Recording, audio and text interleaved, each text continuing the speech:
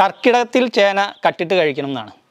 കർക്കിടക മാസമാകുമ്പോൾ ശരിക്കും ചേന മൂത്തിട്ടൊന്നും ഉണ്ടാവില്ല, ചെറിയ ഇളം ചേനയായിട്ട് വളർന്നു വന്നിട്ടുണ്ടാവും. ചേനയുടെ അടിയിൽ അതിൻ്റെ കിഴങ്ങ് രൂപം കൊള്ളുന്ന സമയമാണ് കർക്കിടകം എന്ന് പറയുന്നത്. അപ്പോൾ വളരെ മൃദുലമായിരിക്കും. കർക്കിടക മാസമാകുമ്പോൾ ചേന വളരെ മൃദുലമായിരിക്കും. അതുകൊണ്ട് തന്നെ നമ്മൾ ചേന എടുത്ത് വേവിച്ച് കഴിച്ചു കഴിഞ്ഞാൽ നല്ല സോഫ്റ്റ് ആയിരിക്കും, രുചി ഉണ്ടാവും. ഏറ്റവും കൂടുതൽ ഔഷധ ഗുണമുള്ള സമയം എന്ന് പറഞ്ഞാൽ കർക്കിടക മാസമാണ്. അപ്പോൾ ചേന കർക്കിടക മാസത്തിൽ കട്ടിട്ടാണെങ്കിലും കഴിക്കണമെന്ന് പറയാനുള്ള കാരണം അതാണ്. മലയാളികളെ സംബന്ധിച്ചുള്ളതും നമുക്ക് ഏറ്റവും നല്ല ഒരു ഭക്ഷണമാണ് ചേന എന്ന് പറയുന്നത്. ചേന നടേണ്ടത് എപ്പോഴാണെന്ന് നമുക്കറിയാം, പക്ഷേ ചേനയ്ക്ക് വിത്തെടുക്കേണ്ടത് എപ്പോഴാണെന്ന് അറിയാമോ?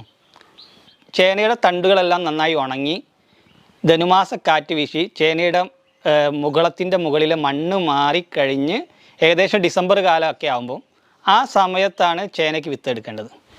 അപ്പോൾ അതുപോലെ തന്നെ ചേന നടേണ്ടത് കുംഭ പൗർണമി നാളിന് 4 നാൾ മുമ്പ് നമ്മൾ ചേന എടുത്ത് 4 കിലോ ഉള്ള ചേനയാണെങ്കിൽ 4ആയിട്ട് മുറിക്കും, 6 കിലോ ഉള്ള ചേനയാണെങ്കിൽ 6 കഷ്ണങ്ങളായിട്ട് മുറിച്ച് എല്ലാ ഭാഗത്തും മുകളത്തിൻ്റെ ഭാഗം എല്ലാ കഷ്ണങ്ങളിലും എത്തുന്ന രീതിയിൽ ഖണ്ഡിച്ച് കഴിഞ്ഞ് അതിനെ ചാണകവെള്ളത്തിൽ മുക്കിയെടുത്ത് ഉണക്കി അതാണ് നമ്മൾ ചേന നടാറുള്ളത്. ആ കുംഭനിലാവിലാണ് നമ്മൾ ചേന ഇടുന്നത്.